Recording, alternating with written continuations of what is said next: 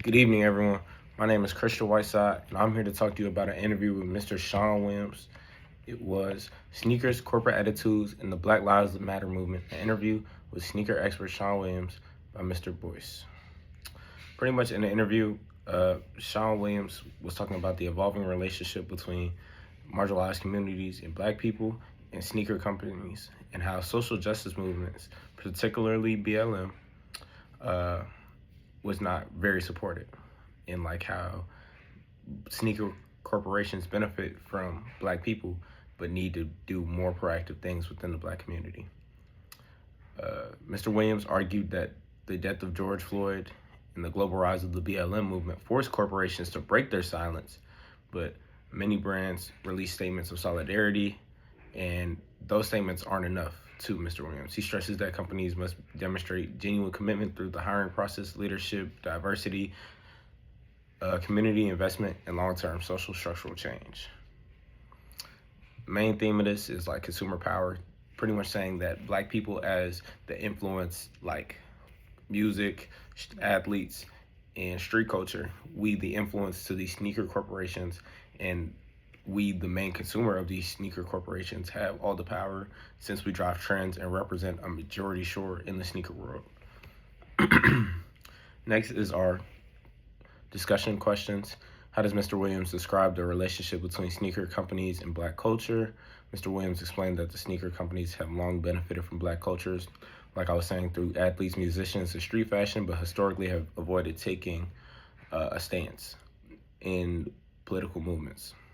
And this alienates broader audiences like white people and other things like that. But it creates a tension between corporations profiting for black creativity and influence while often failing to support black communities in meaningful ways. The second question is, how does Williams think 2020 changed regarding corporate response to social justice?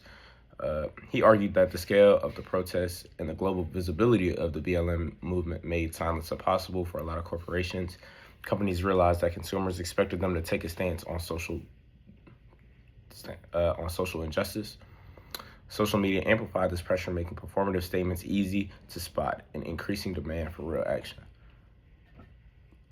The third question was, what does Williams believe consumers should do to hold corporations accountable?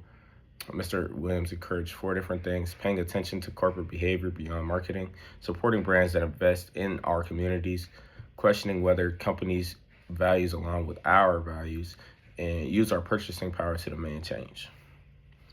On to our prompts. The first prompt is, how can consumers influence corporate behavior? We influence corporate behavior through collective economic pressure, saying we won't buy these sneakers until you give us what we want to see, or make a statement on something that we want. We, the black consumer, are central to sneaker culture and represent a powerful market segment. When these consumers demand ethical practices such as diversity and leadership and fair labor conditions for community investment, companies have to respond or risk losing cultural relevance for us. Examples from the article include sneaker brands releasing public statements through supporting BLM, and a real-life example is Nike's support of Colin Kaepernick, which was risky, but it really did strengthen the brand amongst like younger people like myself. Our second prompt was reflection on our own relationship with fashion or brands. So